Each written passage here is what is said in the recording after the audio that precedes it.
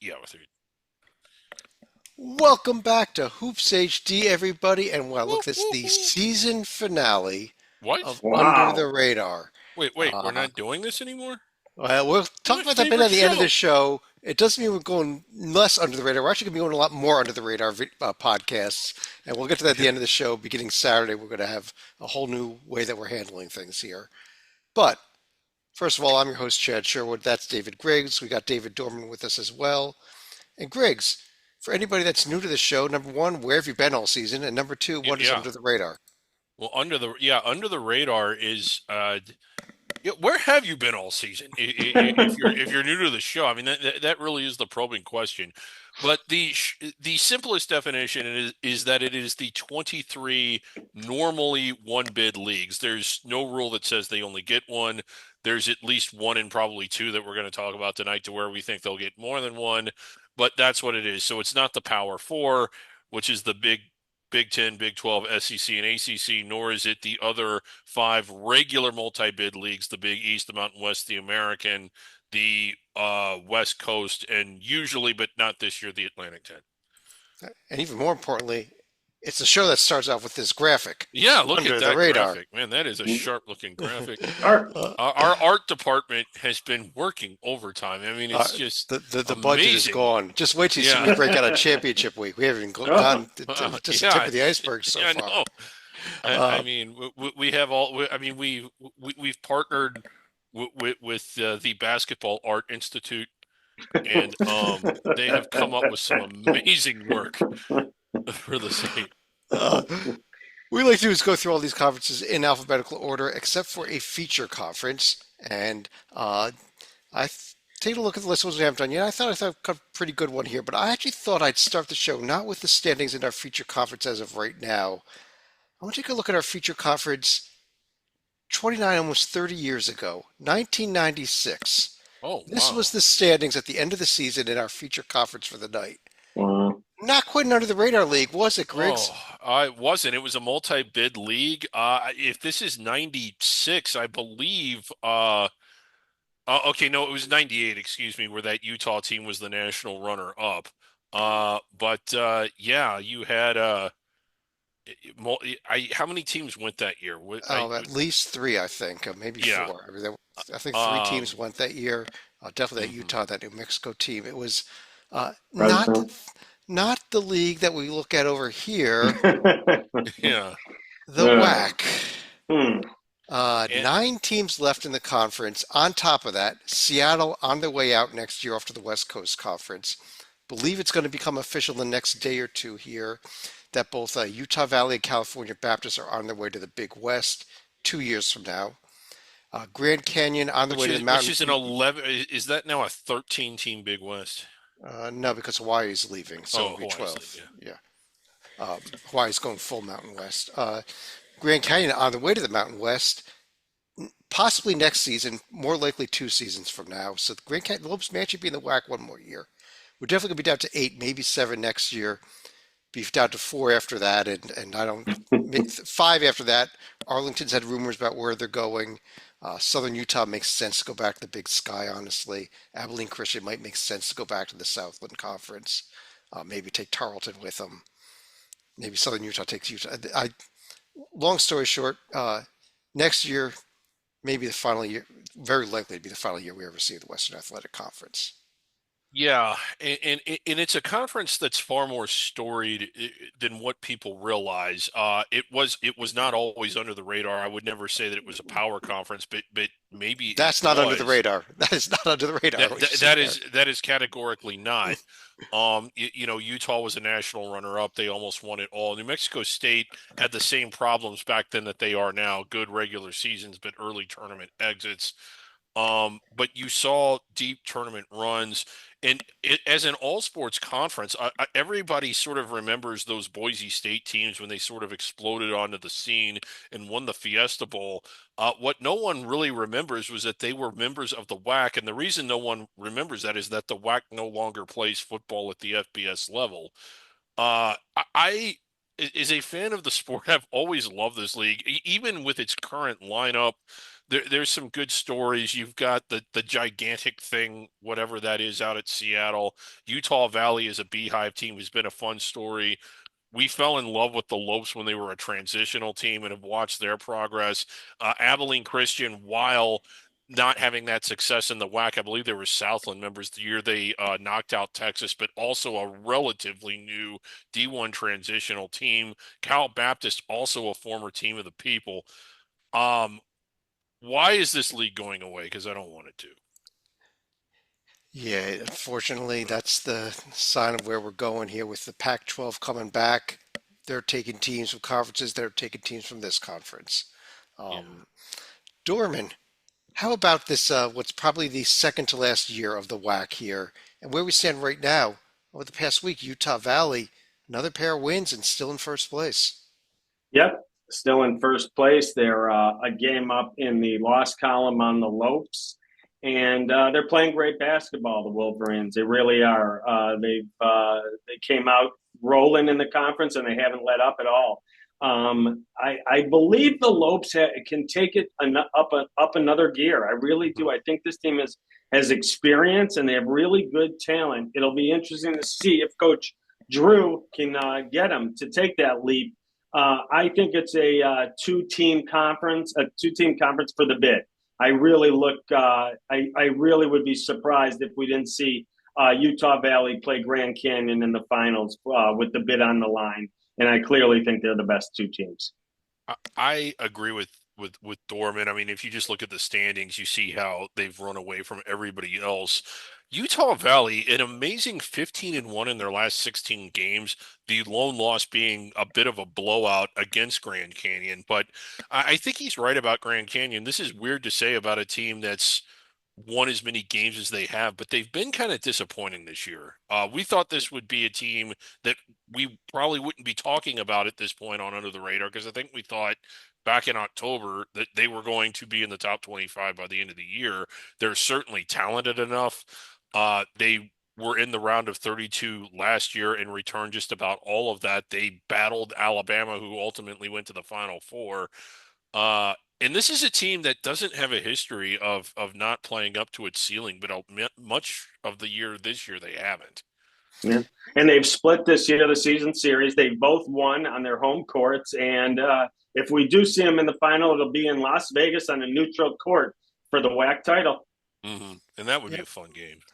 They do have not only this week but next week as well to go in the WAC here. But this week at least, the Lopes hosting Texas Arlington in a tricky road trip to Seattle coming Yeah, up this weekend. right. Uh, while Southern Utah has a Beehive game at Utah Valley. I'm sorry, Utah Valley is Southern Beehive game against Southern Utah.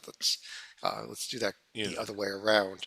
Uh, by the way, we're shaping up for an 8-9 Beehive game in the conference tournament here Yeah. with And a little bit of an interesting thing here with the WAC.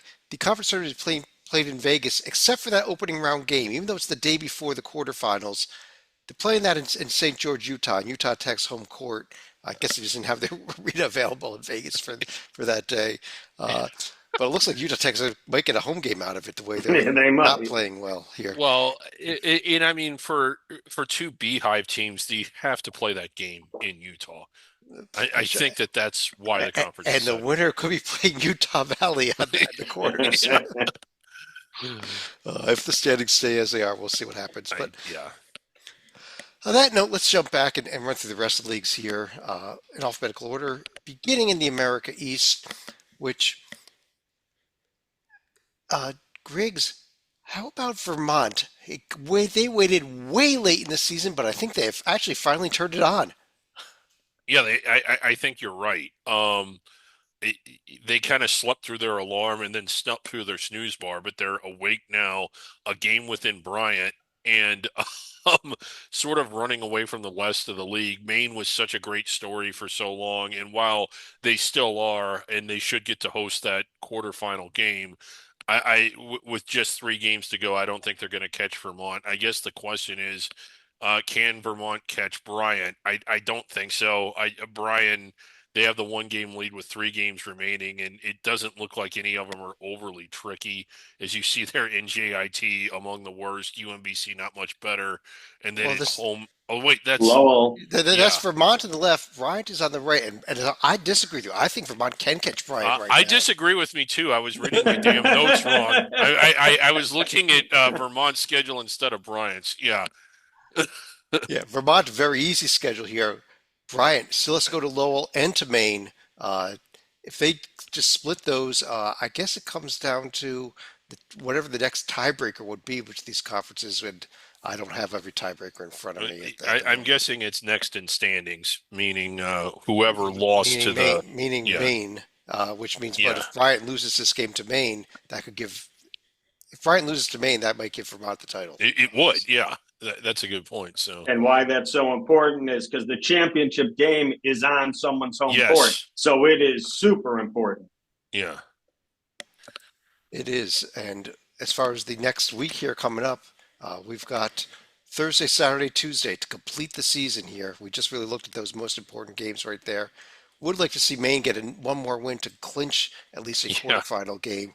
They got a shot at New Hampshire and hosting Lowell, even if they can't win the mhm, Bryant game. right.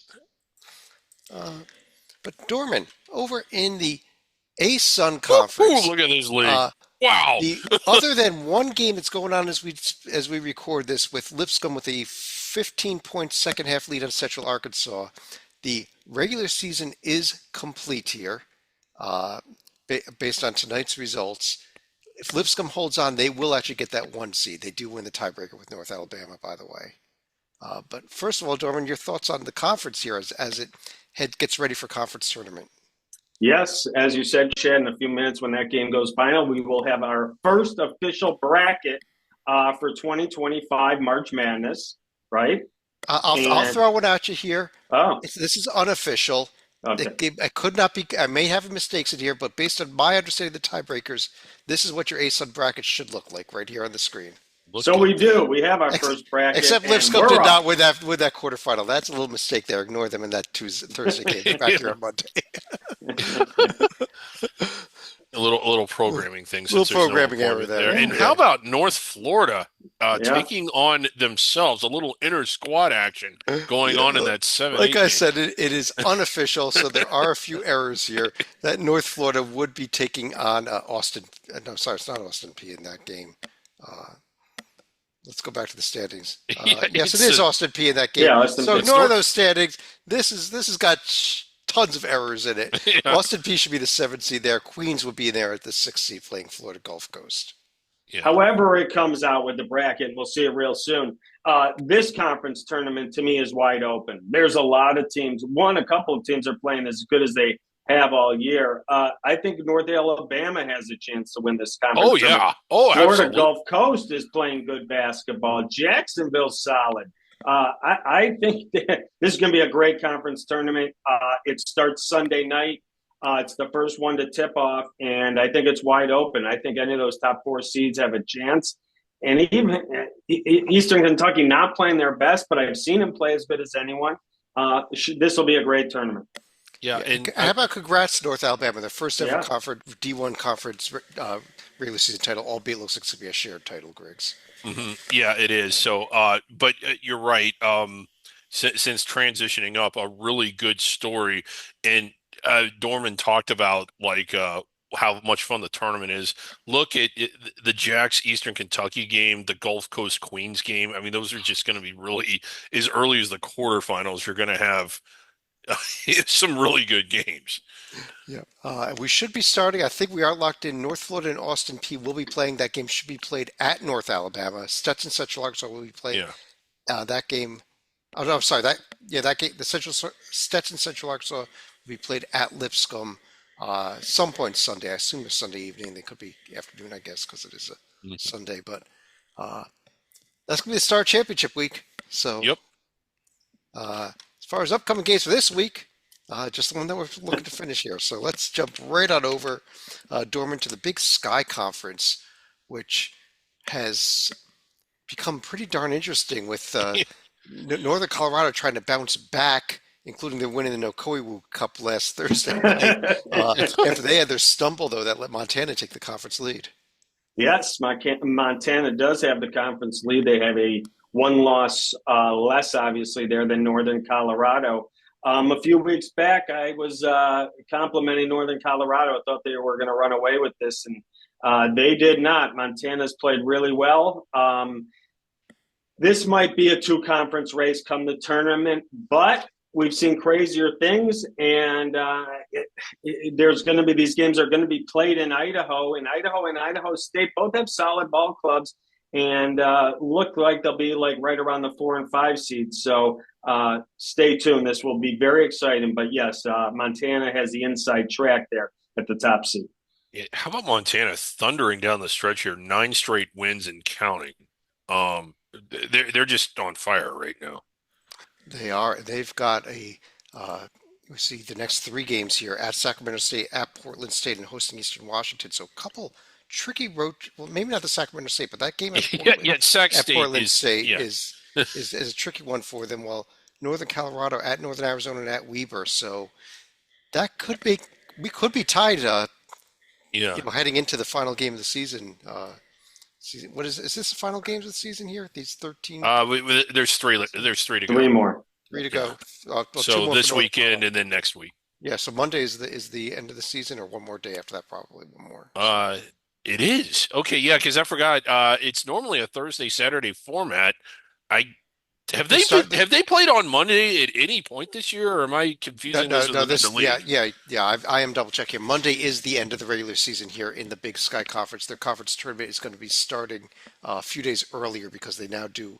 I believe they're going to be starting over next weekend, spreading it out over 4 days, 5 days actually, and with a tournament championship game on the Wednesday, the second Wednesday of the second week of championship week at 11:30 p.m. start. So nobody's going to be awake for that. On a Sunday night, I believe. On a Wednesday night seems like we will be up. We will. I believe they're calling this Starch Madness. Is that right? Starch Madness in Boise, Idaho. Absolutely. We're excited. Griggs, Big South Conference, as we're going down the stretch in another league here. And High Point, I believe, has clinched the regular season title with their win tonight. Yeah. So, I mean, they're going to, they've clinched it. It's not quite over yet, I don't think, but they are the first place team. They clinched it when what happened in Asheville tonight happened. Yeah. Asheville lost at home to Presbyterian. Right. After looking so good, not the way to wrap things up, but High Point, first place clinching, you know what that means? It means that they will be wearing white in Johnson City. Johnson City, Tennessee, hosting. Yeah. Well, it's fairly neutral. I mean, who's the closest team there? I don't know, but the tournament should be at High Point. I mean, it's probably normally about an hour drive from Asheville to Johnson City, but I believe I-40 is still closed after the washout from Hurricane Elite, so you got to take some back roads. Probably takes twice as long these days. Unless I-40 is open again. But High Point again, they've. I think that they're the best team. Not to take anything away from Asheville, albeit it's hard to take. You can take a few things away from them after the loss to Presby, but High Point, I think, was sort of the class of the league all year long. Even when they weren't in first place, it appeared like they had the most talent. And as far as who would be in the best position to give someone headaches in the round of 64 out of this whole conference, I think it's High Point. During last week's show, we highlighted that tonight was going to be one of our favorite rivalries of this conference. Well, ESPNU came in and bumped the game of night to tomorrow night for national TV. Yes. But tomorrow night, national TV on ESPNU. It is, of course, the Winwood Cup. Yeah. Okay. One of the more, one of the more sought after trophies in all of sports, the Winwood Cup. And absolutely, why else would ESPNU have taken this game when they could have taken the High Point or Asheville game? Yeah. Torment over in the Big West Conference. And, look at this league. How about this conference? And we got San Diego, we got Irvine, and they both found a way to. Well, one of them found a way to do what they need to do. Irvine did not. They suffered that home loss to Northridge. Yes, they did. Oh, I'm sorry. Go ahead. Oh no, go ahead. I think he called on you. I thought Griggs even said last week to watch out for Northridge. They could give Irvine headaches, and Griggs was right on. Northridge came out strong, and Irvine was down a deficit right off the bat, and they never really got back into it. Northridge came up and stung them to get that surprising win, and it was in Irvine. So it looks like San Diego now has the inside track at the conference tournament top seed. And the question now becomes for the Big West, can we get two teams in to the tournament? It looks like Irvine would probably have to win the conference tournament. San Diego get the at-large. But what do you think about that, Griggs? I think, not being a committee expert, when you look at this UC San Diego profile, I think that if they win out, they're going in. I think they might even go in on the first ballot. That's Good. San Diego. But I think the question more here is does Irvine have any at-large hopes left at this point? Some I can't imagine they're not going to get a look. In one of the things that is categorical about them is the 14 wins away from home that would be as many as 17 going into the conference tournament. And I don't think anybody has had 18 or more and been left out. I know that this was a long time ago, and there's nobody from that committee is still on it. But the year they selected Tim Cluse's Iona team, and no one could believe it, it was 19 wins away from home. They have a case. It just, for lack of a better term, I would be really disappointed if they don't get in, but it just doesn't look to me like the kind of profile that the committee would take. But UC San Diego, I think definitely is. I agree with you on that. I do want to give one other shout out of this conference, Griggs, and that's to UC Davis. Oh yeah, Congrats on getting a vote in the coaches poll this look week. at that. Coming in 37th, moving up the poll, and now we got to start thinking. You see, they're 37th. That's inside the bubble. I mean, is UC Davis potentially going to There get is selected? some coach that thinks UC Davis belongs in the tournament as an at-large team. Yeah. Obviously, somebody clicked the wrong button. Probably meant to vote for UC San Diego. But Which raises the question: why didn't they have the coach vote again? I don't know. Anyway, they normally do get those corrected. I'm surprised they did not. But as yeah. of the last I heard, that was not corrected. Upcoming this week, and we talked about that Northridge team. Yep. Here it comes tomorrow night. UC San Diego. If they are going to be there, this is a must-win Yeah, tomorrow night at Northridge. and this is not going to be an easy game to win. Northridge has won 7 in a row. They won at UC Irvine during that streak, so it isn't just that they've been beating up on the bottom of the league. Uh, Northridge clearly not with the overall profile and the overall season that Irvine and San Diego have had, but they are there now. I think right now, while it took them longer to get there, that they're there and they're playing as good as the other two. That's a really dangerous Northridge team. Yeah. And if you came to me from the future and you told me, Griggs, that San Diego or Irvine didn't win this conference tournament, I'd be on Northridge. They're good. Yeah, I think Northridge could win it. Yeah.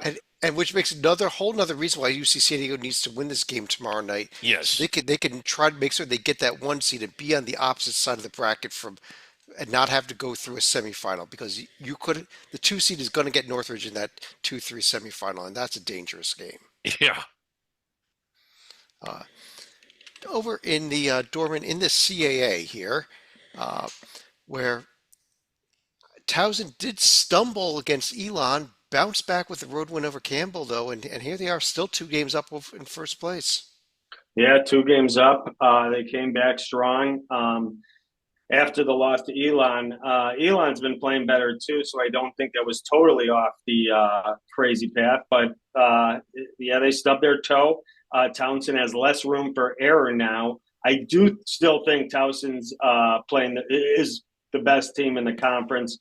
I'd be surprised if they didn't get the 1 seed in this conference tournament. Oh, but yeah. there's going to be a lot of teams gunning for them and able to beat them come tournament time.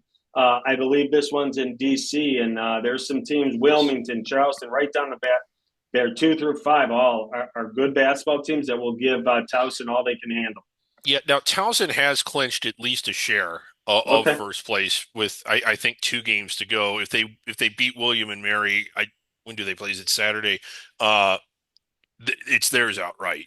I don't remember off the top of my head what they did against Wilmington. I think they beat them, so they might they even have beat the them. tiebreaker. Yeah, Yeah, they won. and Townsend, while they did lose a game last week, they're 13-1 in their last 14, and they've just been blowing through this league. And they sort of sleptwalked through their, out of conference games. They weren't. I remember making the comment on one of the earlier shows that we were kind of disappointed in how Townsend was doing, but they've woken up since then. Yeah, and this league has just been so weird though lately. Hampton suddenly red hot. They get the win over Yeah, Wilmington. Wilmington though bounces back with a win over William and Mary. Towsworth lost to Eli, like we discussed. It seems to be just a lot of boomerang back and forth, which means that I think it's going to be a wide open conference tournament. And Oh, I yeah. think you could go 8, 9 deep in teams that could win this thing also. hmm Uh, do we have Mr. Sleeka joining us? It looks like I see him Yeah, it queued looks up like there. he's there. Yeah, Sleeka, if you are joining us, we don't have your audio yet, so try to jump or back your in again. video. Or Or We your we video. don't have audio or video, but other than that, you're doing John great. Stalika, ladies and gentlemen. Towson's upcoming game, like Griggs mentioned, hosting William and Mary Thursday, hosting Hampton over the weekend. That is a hot Hampton team to watch out Yeah. Yeah. for. A few other games, the rest of the games there are all on the screen, but uh, let's go, Griggs. Let's jump over to Conference USA, where Jack State and Liberty are now tied in the loss column, although Yeah. Jack State has played one more game. Yeah. In Middle Tennessee, sort of right behind them. So still kind of a logjam at the top. And while New Mexico State probably too far back to catch up, there's just not enough there. Also playing really well. And you've got Louisiana Tech and Western Kentucky down in seventh and eighth, who have sort of underperformed but are really talented. And I don't. Jack State has certainly had the most success. I think Liberty has the most potential. But if Western Kentucky won this conference tournament, it would not be the most shocking thing that I've ever seen, even though they're all the way down in eighth. The parity in this league is great. It's been fun to watch all year long, and it's going to be a fun tournament. Well, I tell you, you don't want to be in seventh or eighth because then you got to play that extra opening round game. And Sam Houston has been winning a few games lately, including winning at Western Kentucky last week. So Yeah, there's a dangerous 9 seed in this in that opening round even yeah. to at least pull an upset or two.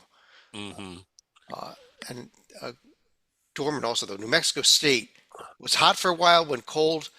This week they Yeah. go and they pick up a pair of road wins, including the win at Jack State. They're red hot again.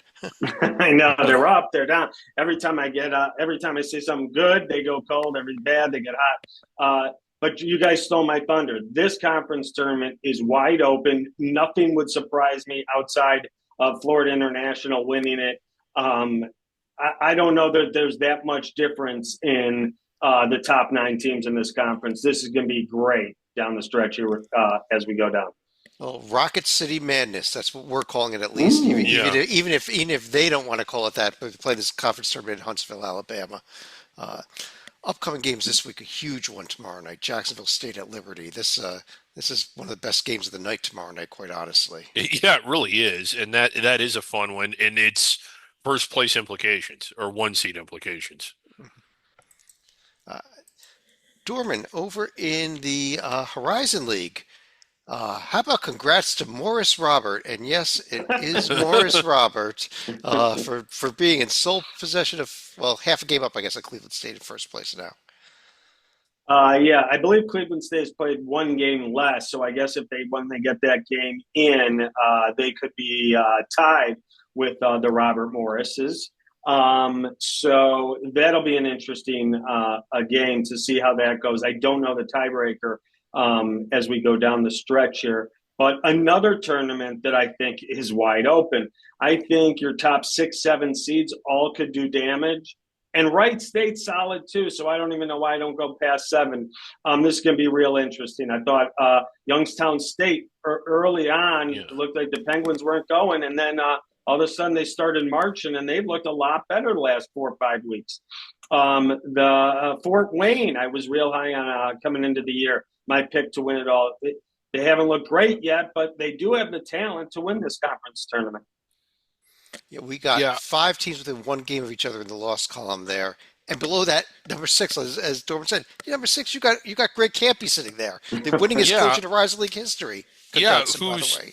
Who's suddenly trending up? Who isn't trending up is Cleveland State, just completely skidding off the road after having a 3 or 4 game lead. They've lost 4 of their last 6, and I could see them going out in the quarters. Uh, this conference is played the first 2 rounds on campus sites, by the way. When you get to the semifinals, the whole thing moves to Indianapolis. Also, IU Indy should be gone by then, so there Yeah, won't be any home court advantage anywhere. yeah. Uh, Will Gottlieb be doing his radio show from Indy, or they haven't worked that out yet? He'll he's be gonna on be Radio don't- Row at tr- the Horizon Oh, League okay. opening round. Got it. he'll be long gone from the conference tournament by then. I'll tell you that much. Yeah, Uh, Cleveland State, a big one on Saturday, hosting Fort Wayne. That's probably the one biggest game on this conference schedule here. yeah, Although, and uh, they need a get right game, and that might not be the one because, as you mentioned, Fort Wayne pretty talented. they do go to Wright State before that, so which is not an easy game either. Right. Nope. Griggs, over in the Ivy League, Yes. our lone team that's left that's undefeated within its conference is the Yale Bulldogs. They're at 11-0 now. Yeah, and with 3 games remaining, they've clinched at least a share. I think they own the tiebreakers, so they may have already clinched first place. But the story here, Chad, is if you look at the log jam, you essentially have 4 teams going after that 2 spots with Princeton, Cornell, and Brown and Harvard, all within a game of each other, and just 3 games to go. So it's going to come down to, as far as getting into the Ivy Four, another really exciting finish to the regular season. Yeah. By the way, the teams you see in red have been eliminated from postseason play. So Columbia has no way to make the Ivy Four, cannot win the Mhm. national title, and is no longer on our Survivor board up there on the top of the Yeah. website. Uh, but After being the story of all of college basketball in November, they had a great November. They really did. some big games coming up here, including Friday night, a huge one between Brown and Harvard. The Woohoo! Yeah. loser of that game is in big trouble for making the Ivy Four. The winner is in Yeah. pretty good shape. Well, the winner is in better shape. And Yeah. Sunday been moved to Sunday. Normally playing on Saturday. Ivy League moved their Princeton Cornell game to Sunday for national TV and ESPNU. So that's a huge battle as well. The winner of that game in really good shape to make the Ivy Four. Yeah. So, wow. And then just one more, and then just one more slate of games after this. So, There's still two more. Everyone has 2 more games after this. Just to remember another note here: the Ivy League tournament is being played in Providence. So if Brown can win it, yeah. if Brown can make it in there, that they'll have that home court advantage. Hmm. Dorman, over in the Metro Atlantic, where I think we've got a real good 3-team race here between Marist, Quinnipiac, and Merrimack. Absolutely correct. It's been tight for a while now, and I don't see that changing. This is going to go right down to the wire. Do they each have 3 games left, Chad? Is that the number? But I think either it's way, 4. four, I don't see anyone separating here between Marist, Quinnipiac, and Merrimack. I think your champion comes from that area. And like Chad said about a few other conferences, it's important because you'd like to get away from the 2 and the 3 because of the semifinals. You don't want to see the other one. So if Marist can hold off, you get an easier semi with Mount St. Mary's or Iona, while the 2 and the 3 are going to have to battle the same night. So real important as we go down the stretch. I'm going to lean. I'm going to stick with Quinnipiac, Yeah. but this is as tight as it gets. Yeah. Yeah, And and Quinnipiac, it is a 20-game regular season here in the Metro Atlantic, by the way. But go ahead, Greg. Yeah. Four yeah, left. Quinnipiac winners of 10 of the last 12. So, I mean, sort of on fire. Although Marist winners of 13 of the last 16, I suppose. So, Well, so is Quinnipiac. So yeah. well, actually, I think they played a couple early conference games. So maybe Yeah, not yeah, I Quinnipiac. think you're right. Yeah. But upcoming schedule this week here, we'll start with Marist. They're at Sacred Heart. and hosting St. Peter's. Quinnipiac is hosting St. Peter's and at Merrimack in a huge one on Saturday. And Mhm. then we've also got a Rider Merrimack game on Friday night. You want to keep an eye on here, but definitely circle Quinnipiac Merrimack Saturday. That game uh, could be decisive here for the conference regular season. Honestly, or come very close to being so. Yeah. I still don't know if we have Sleeker or not. So if we don't hear him. I see a picture though. Griggs, Mid American Conference, and how about those Akron Zips? Go on Saturday to Ohio, get crushed Yeah, they really did. by an Ohio team that turns around last night and gets blown out by Western Michigan. But go ahead. I guess they used up all their momentum in that game against Akron, despite getting crushed, and they did. And in Ohio, a team that uh, probably underachieved for a lot of the year. They certainly underachieved after blowing out Akron. Um, but Akron's still very much in control. A two-game lead with, I think, 3 games to go, and I still think that they've looked better than everybody else holistically. John Salika's Mother Miami team, 2 games behind them, but Yes. but I mean, when they've met, it's gone Akron's way, big. Uh, it has. And Yeah, upcoming schedule here in the MAC. Wagon Wheel game coming up Friday wagon night. wheel on That's a Friday. Yeah, huge game. And then Akron's at Toledo on Tuesday, which is another team that is near the top of the yeah, standings at sneaky good least. Toledo. Yeah, So a couple games to look forward to here as we move towards the end of the regular season in the MAC.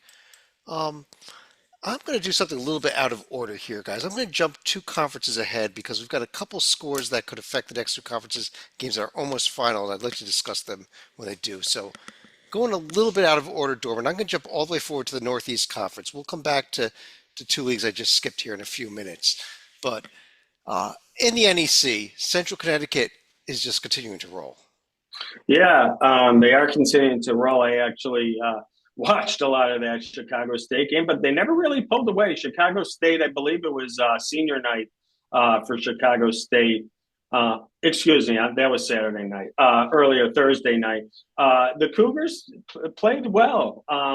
As I thought they would not be able to compete, but they played Central Connecticut well. They ended up losing by 6. Central Connecticut handled down the stretch and got some big stops, but the Cougars were in the game. And it looks like Central Connecticut now with a 2 game lead is poised to take the 1 seed in the outright regular season Northeast Championship here. Yeah, they are. A quick correction we made, I think last week, is that Mercyhurst is not eligible for the Northeast Conference tournament as a first-year transitional team. Stonehill and Lemoyne are. So yeah. the that is your 8 will be everybody but Mercyhurst. So there is not a big battle here between Lemoyne and Chicago State. They're both going to be in the conference tournament. Uh, but how about Central Connecticut this week here, Griggs? They are hosting Lemoyne and then they're at Wagner over the weekend. I believe the last 2 games of the season. Am I correct? Yeah, they are, and they've clinched at least a share. So if they win one of those two, and chances are they'll win 2 of those 2, they have home court advantage throughout the conference tournament, where they'll probably win 3 out of those 3. Let me stick with you over to the Ohio Valley Conference, where SEMO is suddenly taking control of the league, honestly. Right, they have, they've clinched at least a share of it. They're red hot. I want to say they've won 9 in a row. I think it is. It's either 9 or 10, and not only that, but they've been winning impressively, and they've been winning against some of the better teams in the league. They do have a game coming up against SIUE, who's also been looking good. But SEMO, it took them a while to kick it into gear. In the first half of conference play, they weren't as impressive. They were actually several games behind a Morehead State team that's now many games behind them. The two just sort of traded places in the standings. But SEMO is on fire, and you kind of wonder, like, is it? Could they win out? I'm almost to the point where I think they're just going to win out through the OVC tournament. Well, they've only got, I think, the 2 games left here. They are playing at Edwardsville, which is a tough game That tomorrow is a night. That tough is, game, yeah. Yeah. and then they end the season at Eastern Illinois, which is not a tough game. Not a tough game, yeah. Uh, And with the ladder format, it's looking like that's a big game for Edwardsville because it makes the difference. There's a big difference between second and third in this league. There is, So because you get the bye to the semifinals. And look at this also, though, Dorman. Then on yeah, Saturday, Little Rock and Edwardsville go head to head in a game that may determine who gets that bye into the I semis. was absolutely just about to mention that. Keep your eye on Little Rock. The Trojans are playing good ball. I love the coach Daryl Walker. He really makes them get down and play defense. I like the system. Like you said, Chad, that's a fantastic game and will decide so much Saturday night there in Edwardsville. That's the game of the weekend here.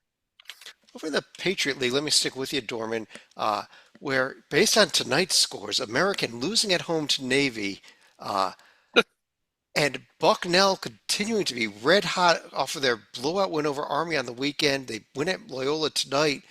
We've got Bucknell suddenly tied for first. Yeah, Bucknell suddenly tied for first. I saw Alex Rodriguez hit a half court shot there over the weekend, and Amazing! You gotta find this amazing. video. Yes. It's great. And I believe a student received $10,000 or something. So it was really cool. Got the gym rocking, but the gym is rocking because the Bucknell Bison are playing good basketball, and they're right in the thick of this. And the Patriot League has been Colgate's domination for the last few years, and not anymore this year. This conference is wide open, and if Bucknell continues this, and American plays like they did tonight, the Bison could easily be going to the NCAA tournament. Yeah, there is only one conference game left, I believe, here, Griggs, coming up. It is Saturday's games. Bucknell at Holy Cross, American at Colgate. Also look for this Lehigh at Army game as Army tries to clinch at least a quarterfinal home game. yeah. So again, another big finish, and like Dorman said, we're not used to that in this league. But Griggs, let me stick with you. Next up is the SoCon, where uh, the Chattanooga Mocs, they actually did not, I don't have a score from them tonight. I don't know, did they play tonight? Are they still playing? Are they playing tomorrow? We'll have to I think figure it's that. tomorrow. Tomorrow. Yeah, Yeah, this let's is pull a up the profile here. Yeah, they are playing tomorrow at Greensboro. Thank you. But they did beat the Citadel in a very close game over the weekend, and do have still one game lead over UNC Greensboro. yeah. That would have been one of the bigger upsets. The because Chattanooga is not in anywhere near the bubble and probably not anywhere near the old NIT, it would have been missed. But I mean, there you can count on one hand the number of games where the two teams were 200 spots apart, and there was an upset. That would have been the biggest upset of the year, I think. And well, you know what? It's kind of funny. The Citadel has had, I think they've lost like five overtime games in the conference play. They've been in a lot of their games until Yeah. tonight when Furman more than doubled up them. But if we throw that game away, that 85-42, Citadel has not been as bad as the 0-17 mark is, although Uh, Although they lost 20 in a row. it's until tonight. But we are set You're up right. for a 7-10 VMI Citadel we play-in are, game. and We love what that. kind of a story would that be if the Citadel beat them in that 10-7 game? I mean, that would define their season. They wouldn't need to do anything after that. Um, Other than get wow. blown out by Greensboro or Sanford, which they Yeah. would. But I Maybe they go almost on a think that run. beating VMI in I almost think that would be enough. They wouldn't need any more. They would look back on this as a very, very successful season. the big game tomorrow night, Chattanooga at Greensboro, first place showdown, honestly, in this conference. But Yeah. Greensboro then has to host Sanford on Saturday, so this is a big week for them, actually. Yeah, Sanford's kind of digressed a bit, but Yeah. still really entertaining and fun to watch and potentially dangerous. But I mean, Chattanooga, after getting off to a bit of a rocky start back in November, has really been on fire since then. And yeah, they've clinched a sheriff first place, and a win on t tomorrow gives it to them outright. They have Yes. not clinched a sheriff first place. They've got a one-game lead with two. I'm Two, not two to mathing go. too. There Yeah, are two to go, but their last game's at VMI. As long as they win that one, at least they'll get at least a share. yeah. I'm not Um, mathing too good tonight. So. You got it. East Tennessee State's been coming on a little bit here too, as well. Dorman, they pulled out a 1 point win over Mercer tonight. Somehow it was a close game Yeah. throughout, but And Yeah. another still, team I kind of want to point out is a team that's very much underperformed, but potentially dangerous in a tournament setting. A Chattanooga Furman quarterfinal, would be, or I'm sorry, Chattanooga Furman semifinal Semifinal. would Sign be me a up. hell of a game. Uh, Yes. so sign me up for the East Tennessee State Furman quarterfinal, though. I think that would be a hell of a game Yeah. too. Yeah. Yeah. Dorman, over in the Southland Conference, McNeese is just running away with it now. We thought that Corpus Christi might give them a game. They didn't, and they crushed UTRGV as well. Yeah. And Yeah, oh, I'm sorry. I was just going to say real quick, McNeese has been so dominant that they clinched home court advantage back in October.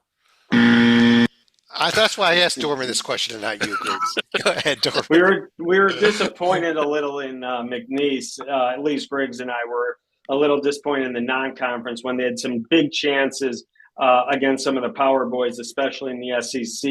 And it wasn't that they didn't win; it was that we thought they could at least play with them, and they fell short. But like Griggs said, this team is coming on. This is the class of the Southland. I would be very surprised. This is not one of those conferences I think is wide open. I think this would be a big upset if McNeese doesn't take the Southland. Yeah, I'd be shocked if they don't. Yeah, I would think be I think too. they only have to play 2 games. I think they're going to Yeah. roll those 2 games. Yeah. At home. Uh, Upcoming this week, they are at Lamar and at Stephen F. Austin.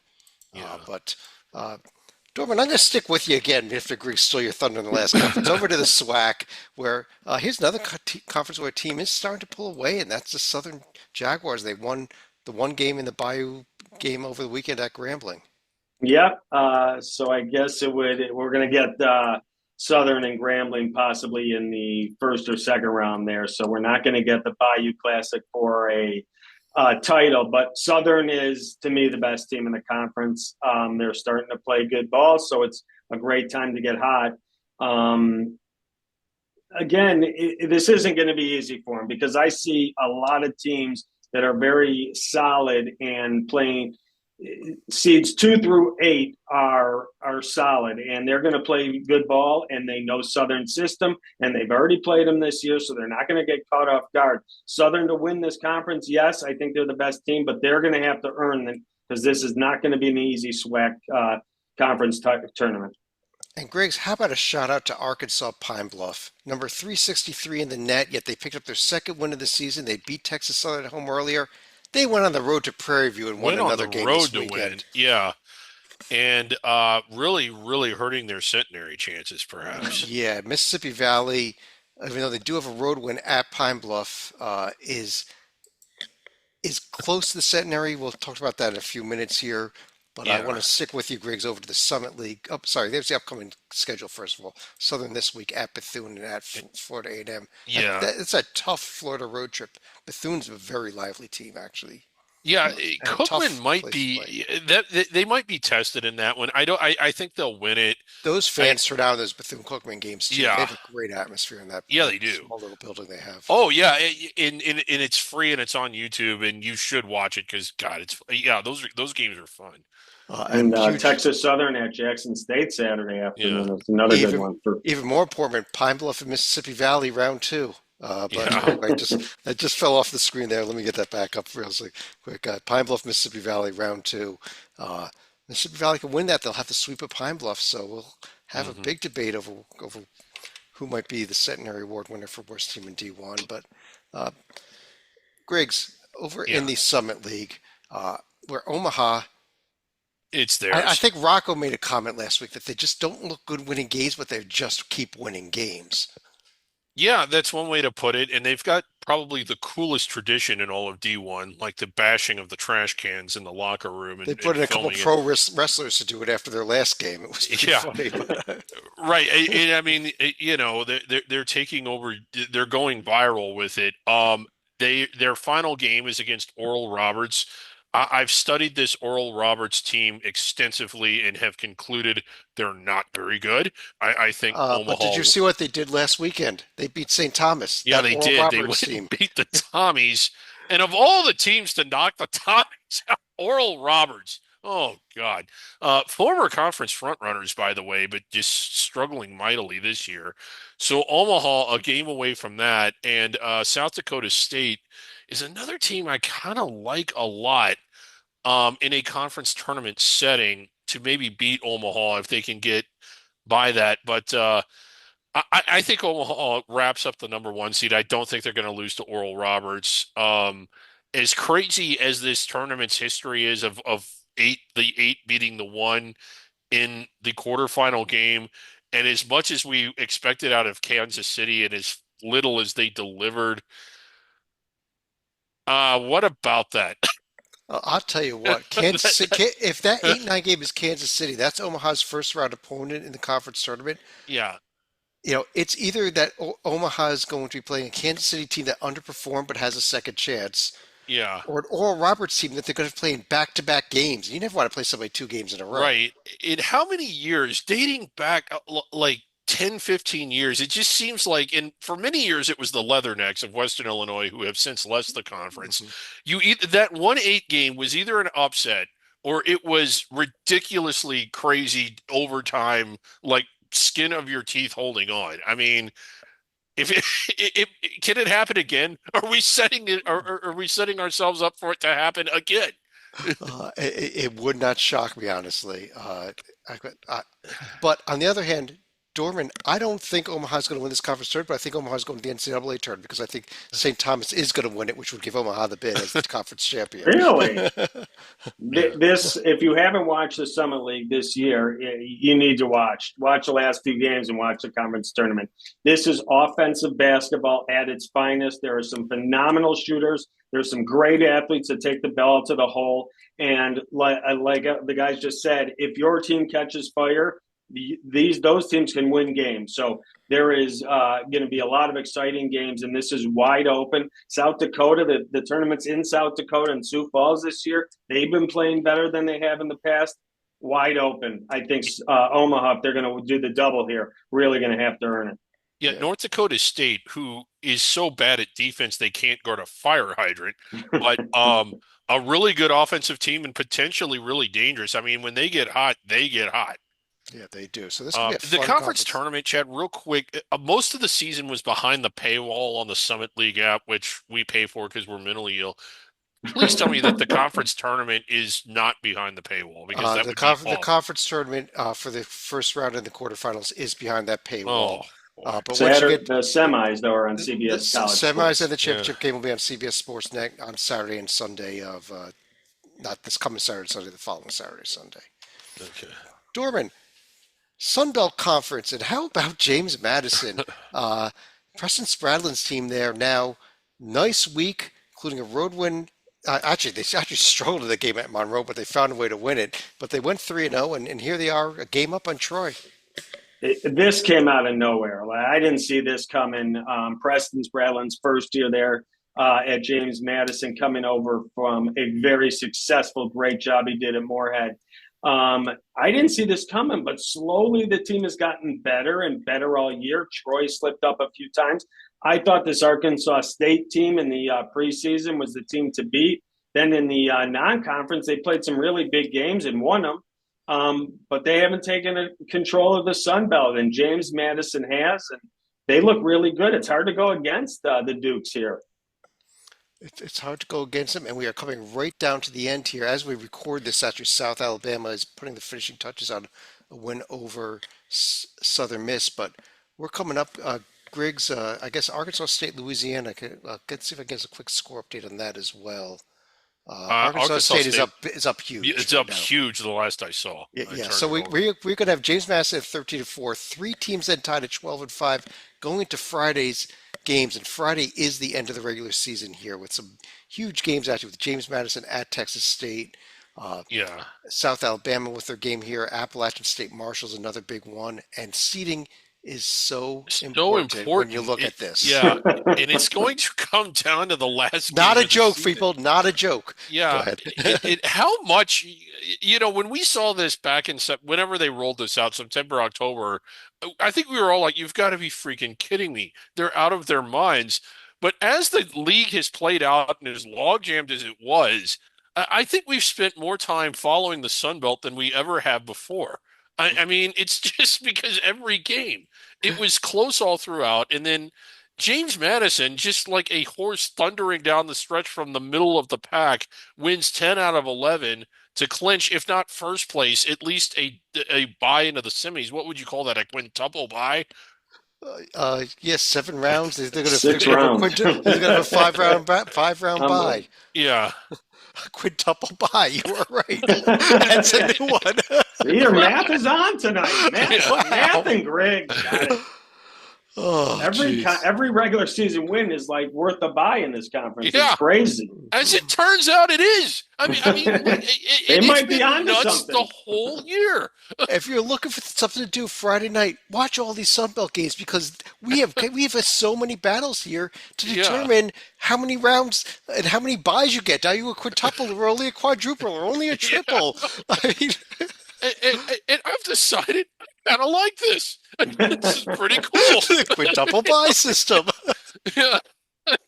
Oh, we've lost the show, folks. We've lost the show. Yes. And we still got 2 conferences to go. I'm going to head back to one of them right now, to both of them. But starting the Missouri Valley Conference, and I was waiting on this because Drake was Drake? in a close game at Evansville. They did pull it out tonight, though. Oh. And Griggs, here they are now, 2 games up, with just coming down the stretch here.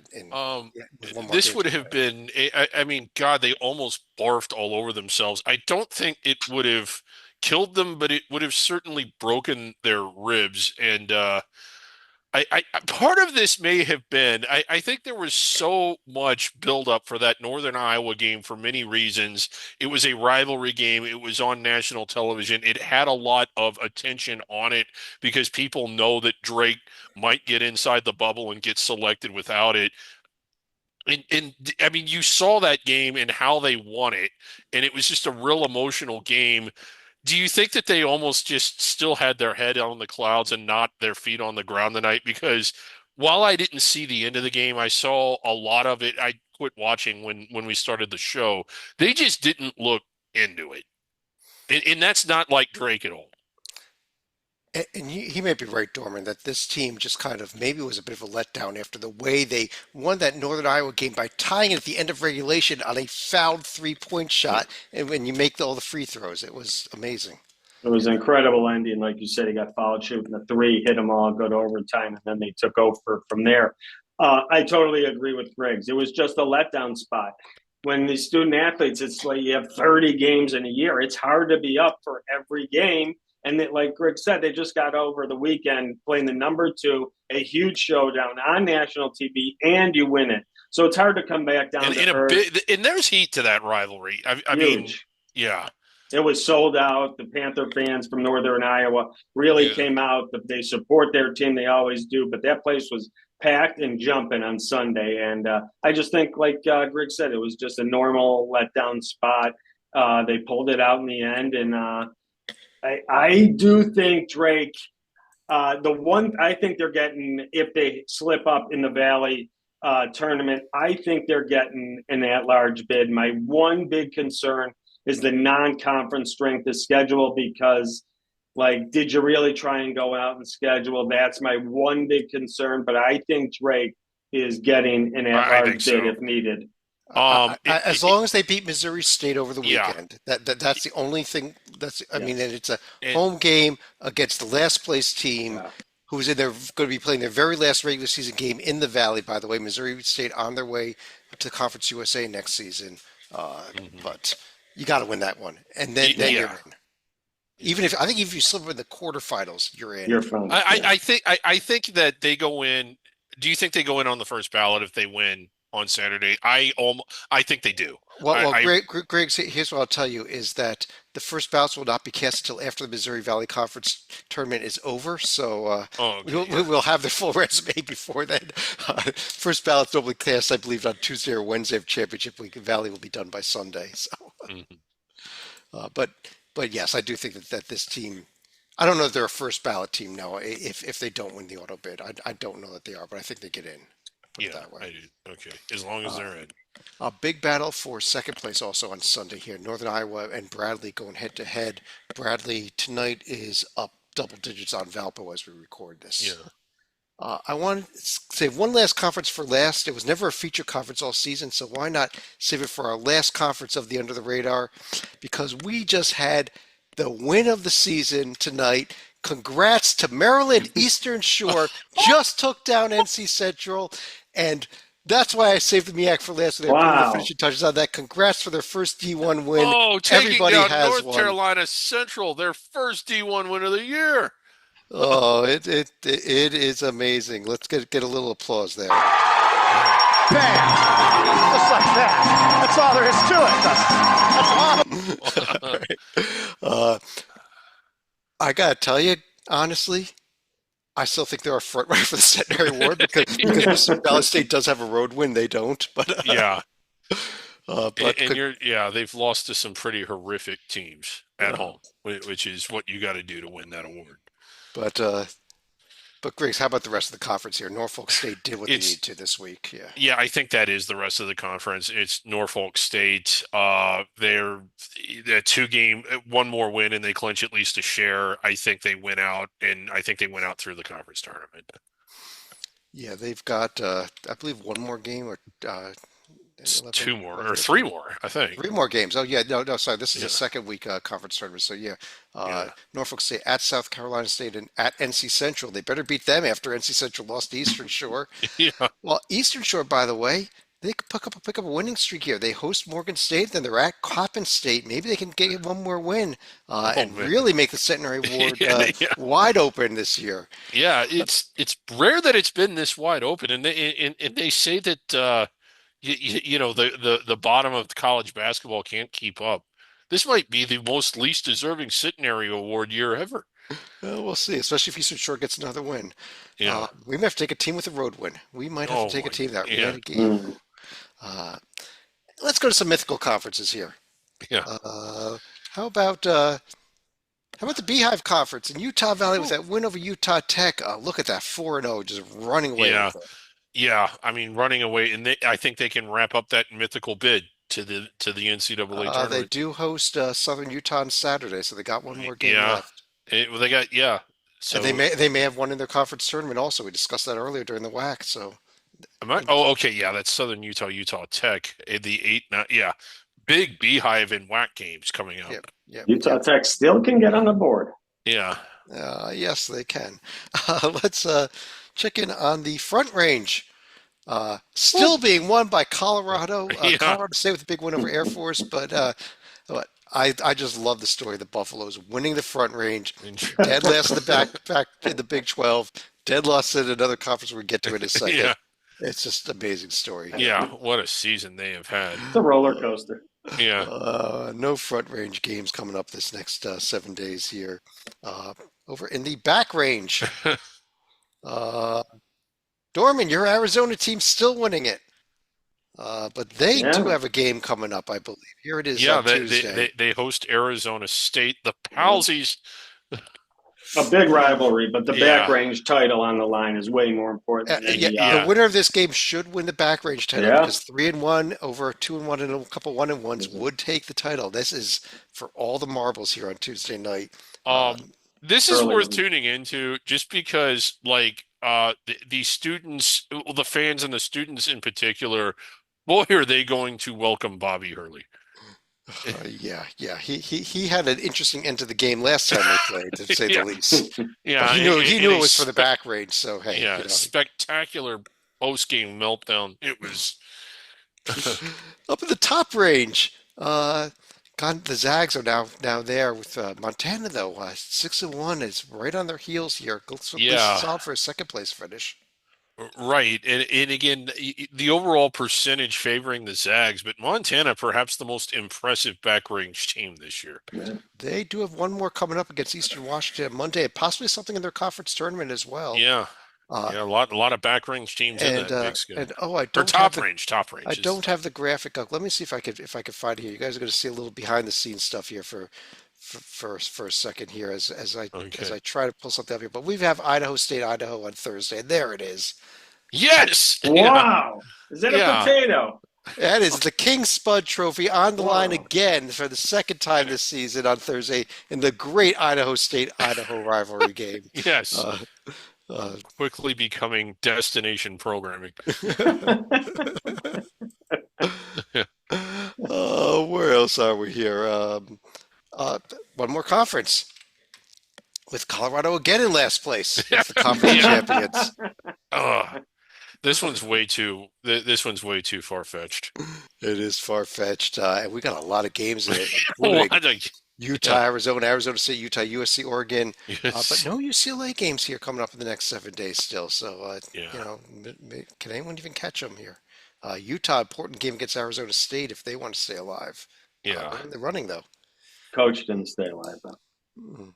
Their coach is gone, and they could win the conference of champions. How about that? It's crazy. Yeah. I mean, that's why you don't fire Craig Smith. It's like a Don Right. Munson's doing a Munson. Top 10 list. The three of us and John Salika, who almost made an appearance on the show tonight, all voted. Or the two of us. I don't think, Dormer, you got your vote. Under the radar, hoopshd.com, under the radar, top 10. Myself, Griggs, and Salika voted. Some honorable mentions to start things off. Cal State Northridge, Nice. Morris Robert, and Utah Valley, all getting at least an honorable mention. That Northridge team, first time we've mentioned them on the list this Yeah. season. Yeah. Tie for ninth between Northern Iowa and Bradley, the two other teams in the Valley, if we want to call them that Yeah. way. And a tie for seventh between High Point and Liberty, two very good teams as well, very dangerous. Yeah. Two teams that are probably dangerous and can perform at a level that higher than what we've seen so far. Tied for fifth, we have Akron coming off that loss, and that McNeese McNeese. team who's Yeah. coming on. At number 4, it is the Yale Bulldogs, undefeated in conference still. Yeah, and looking really good. UC Irvine coming at number 3. Hmm. Number 2, and this was not unanimous, but it Mm. was the Drake Wow. Bulldogs. Yeah. Somebody voted Drake number 1. Two other Mm. people voted them number 2. Yeah. But number 1, under the radar team. Huge game tomorrow night at Northridge. It's Yeah. UC San Diego. That is a big one tomorrow night. On that note, that is it for Hoops HD Under the Radar for tonight and for the season. Let's start with some final thoughts, and then we'll talk about what's going on coming up the rest of the season here. But Dorman, let me start with you. I know I say it often, probably point like this last week, but Under the Radar takes center stage the next 2 weeks. I have nothing against the power guys, but we see Kansas and Kentucky and Arizona and UCLA all year long. But these under the radar programs and coaches work just as hard as any other program in the country. These student athletes have given it all. And when they're playing in their conference tournaments, especially if they're seniors, it's going to be their last game in basketball for almost all of them. They're not going to the pros. So they lay it all out on the line. And the theater and the games that come right down to it and the ups, the highs and the lows, it's just incredible. And the basketball is just as good as the power conferences. And I love it. So I'm so happy to watch them take center stage the next 2 weeks. And I know all our great Hoops HD fans love it too, because Under the Radar is so popular here. So I'm excited for the country to get to see all these smaller schools and universities and colleges across the country get their shot at the spotlight. Absolutely. I couldn't agree more. Griggs. I was debating on when to pull this out as a final thought, and should I or shouldn't I? And I guess I figured since it's the last under the radar, although we're going to continue through the championship week video notebooks. This is just sort of an experiment gone wrong, and it was Wisconsin Green Bay's decision, not necessarily to hire Doug Gottlieb in particular, although if you're going to hire someone from the media, why him?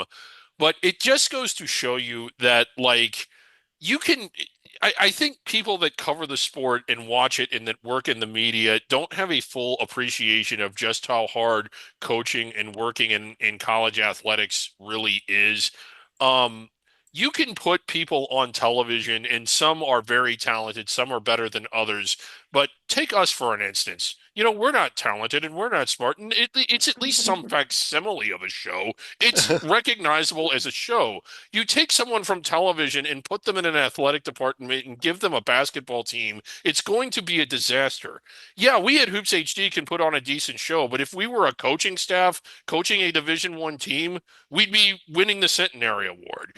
It's hard, and sometimes when these people in the media talk like they're experts and that they know everything, I can't help but think you don't know anything.